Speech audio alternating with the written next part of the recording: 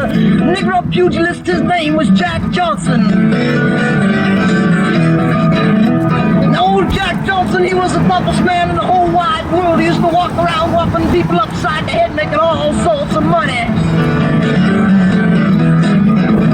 Like I say, old Jack Johnson, he was a pugilist. He was a pugilist by preference and by profession. And one day, old Jack came walking on down by the pier side. He was walking on down. His manager came walking on down by the pier side. He says, "Hi, Jack." He says, "Hi, manager." He says, "What you doing?" He says, "I'm just walking on down by the pier side."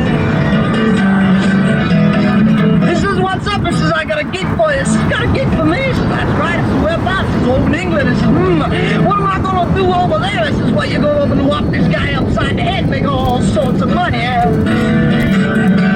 Old Jack says, "That's groovy, baby. That's really groovy. You give me a ticket on the next flight out." He said, "Ticket on the next flight out? This is 1914, while the Wright brothers haven't even started fooling around with Kitty Hawk yet." He said, "Who's she?"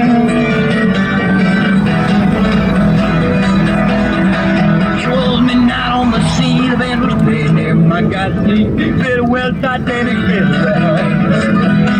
Old Jack says, "Well, how am I going to get there, baby?" He says, "Oh, I'm going to show you." And he whips open a newspaper and shows them a picture of the USS Titanic, folks. She's the world's biggest ship. She's made out of good wood and good iron. They said she'd never go down. He says, "You mean I'm going over on the boat?" And he says, "That's right, baby, you're going on the boat." He said, "Well, let's get some tickets." He said, "All right." So they head on down to the ticket taker's place. He walks on up to the ticket taker. He walks on in and says, "Hey, man, I want to buy me some tickets." He said, "You got red ticket, green ticket, yellow ticket, blue ticket, what kind of ticket you want?" I said, "I want a red one." He gave him some loot and he laid it on him. See his old Jack, he's got his ticket now. He takes everything he owns. He rocks it on up in a diaper and he hangs it on a stick over his back and goes heading on down by the pier side. He getting on down by the pier side. His manager's down there by the pier side, and there she is, folks. The USS Titanic, she's lined up beside 250 parking meters. The captain's getting done ready to split because he run out of time. Now, around this time, there was an Italian senator in the State House, and all Italian senators, them got brothers own construction companies, and this one had a brother, he owned a construction company, and the Titanic, she was made out of good Italian wood, good Italian, and they said she'd never get down. So there's old Jack standing on the bottom, got everything he owns wrapped on up in that diaper, hanging on a stick over his back. He shakes hands with his manager, goes walking on up the gangplank. The captain's standing on the top. He get up, hold to the top, and the captain look at the ticket. He look at the ticket, he look at Jack. He look at the ticket, he look at Jack. He look at the ticket, he look at Jack. He look at the ticket, he look at Jack. He look at it. Hey, it's sorry, baby, wrong color. Says me, the ticket, this is you. You're heavy, Rose. He wouldn't let Jack Johnson on board. They said they shipped on all the coal fed where Titanic fit. He looking down on the sea, the band was playing there. My God, fit well, Titanic fit well, yeah. So Jack says, "It's all right, baby, it's all right. I'm gonna sit right here on the pier and watch you go right on down."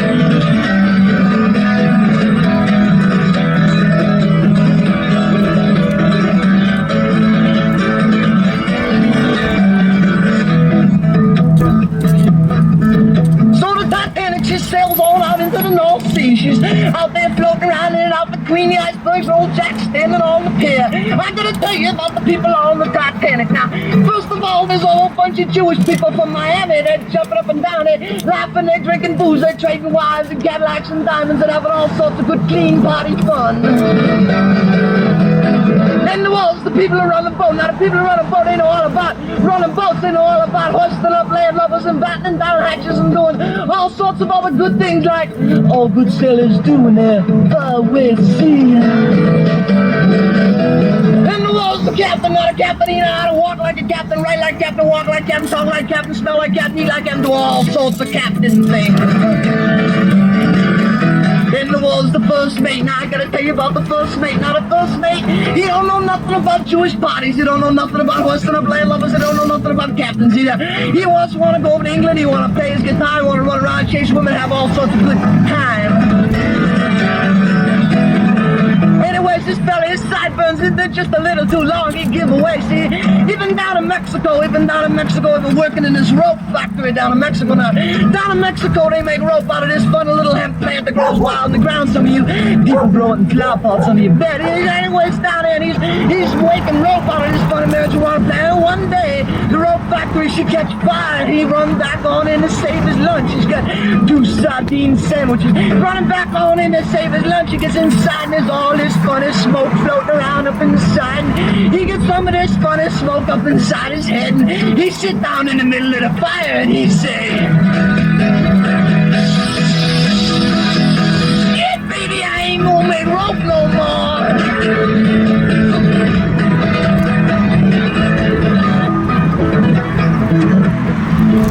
See, think everything he only wrapping up on up in the diaper and a knapsack too. He hanging on down to the Titanic. He get to the Titanic, he standing on the bottom, walking on up the gangplank. The captain standing on the top. The captain says, "What you got, boy?" She says, "I'm coming on. This is what you got. This is where I got me 2 changes of BVDs. I got me my guitar. I got me my address book, a pair of socks, 4 mass Marvel comic books, a tennis racket, and 497.5 feet of rope." He says 497.5 feet of rope. What do you got that for? She says, "I just carry it." So she says, "All right, go on board," and he did. He rolled me down on the sea, the band was playing. I got very well, Titanic, very well. Now they wouldn't let Jack Johnson on board. They said this ship don't hold no coke. Very well, Titanic, very well. That brings us up to what's happening now. That Titanic, she's floating around, headed out between the icebergs. The Jewish people are partying, they're trading wives and Cadillacs and diamonds, they're drinking booze and having all sorts of party fun. Everybody else is hoisting up their lovers and battening down hatches. The first mate is hanging over the rail, he's having himself a little smoke. He's speaking the iceberg, having himself a little smoke, and it's the captain's time to do his thing. The captain comes on out. Remember I told you about the captain? He knows how to walk like captain, ride like captain, all sorts of captain. He comes on out and he's standing on his thing right now is that he's got to go out and test the wind, so he casts his nose up into the north wind and he goes,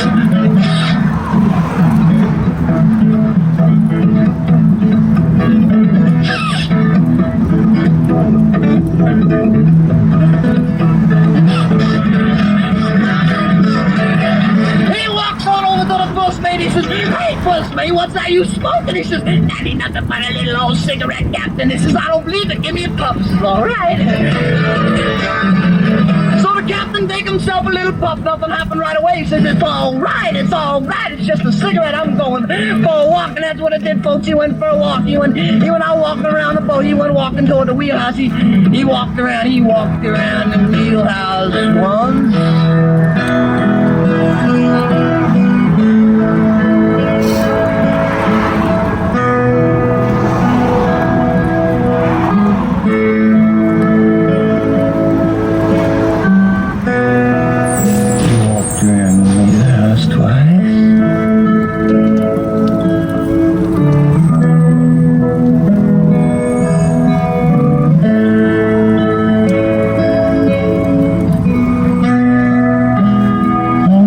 Time around the wheelhouse.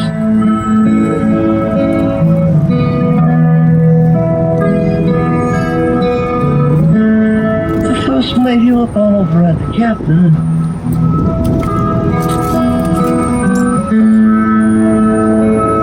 And he said,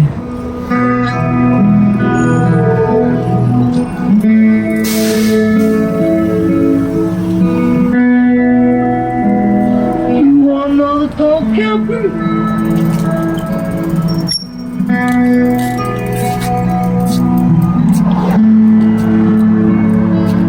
And the captain, he say,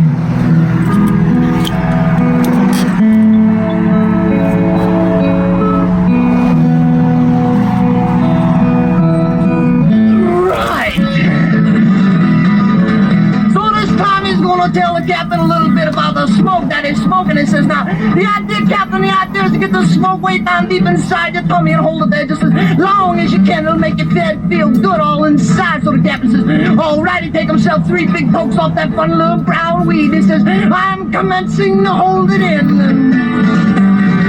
He walked around behind the wheelhouse. He went downstairs, he laid down, he got up, he ran in the other room, he sent a radiogram. He came on back in, he took a shower, he come out, he shaved. He laid down, he got up again, he turned on the television, he turned off the radio, he played a game of cribbage, he read a Smash Marvel comic book. He walked in the kitchen, made a cup of tea, made a cup of coffee, sat down, ate a piece of pie, went upstairs, played another game of cribbage, went back in, finished his other Mass Marvel comic book, laid down, he had the television, the radio, the egg beater, the air conditioner, everything's all going at once. He walks up on deck and this is 52 minutes later and this cat he breathed yet.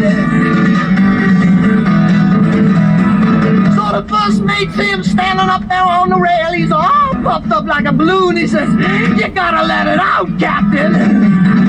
So the captain, he let it all out at once. Falling right down on the wheelhouse floor, he's out cold. Oh, this just brings us up to what's happening again, folks. The Titanic is sailing around in between the icebergs. Everybody else is having parties, and Jewish people, they jumping up and down, they trading wives and Cadillacs and diamonds and drinking booze. Everybody else is hoisting up landlubbers, battening down hatches and doing sail things. The first mate's hanging over there rail, he's having himself a little smoke and digging the icebergs, and the captain's out cold on the wheelhouse floor. Midnight on the sea, the band was playing. My God, very well Titanic, baby. Now he wouldn't let Jack Johnson on board. He said the ship don't haul no coal. Very well Titanic, baby. All of a sudden, the captain's eyes popped wide open and stood right up straight. Grabs a hold of the wheel. Looks on out at the bow of that boat and he say, "I'm gonna move you, baby." And it did right on into an iceberg and she went right on down. Midnight on the sea, the band was playing like that. Very well Titanic, very well. God, he wouldn't let Jack Johnson on board. He said, "The ship don't go very well Titanic, very well." That's a true story of the Titanic, folks. She went right to the bottom. She took with her all the Jewish people, all of those states. She took with him the captain. She took with him the landlubbers. She took with him the Mass Marvel comic books, the tennis racket, and 497.5 feet of rope. Meanwhile, back on the stateside, old Jack Johnson, White, standing up on the pier, he's fishing away. He's got himself a little stick and line, and he gets a tug, he pulls it on up. It's a big, wet, blue, soggy mess, and on the inside on the line, and written in big gold letters, it says, USS Titanic, and stuck right above it was a wet road shell. That boy was so happy, he started doing the eagle rock up and down that pier like it's going out of style. You're gonna do the eagle rock now. Everybody in for the eagle rock.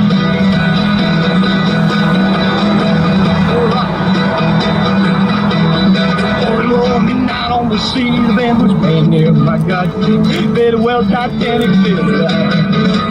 He wouldn't let Jack Johnson on board. He said the ship don't haul no coal. Very well Titanic, very well Titanic going down.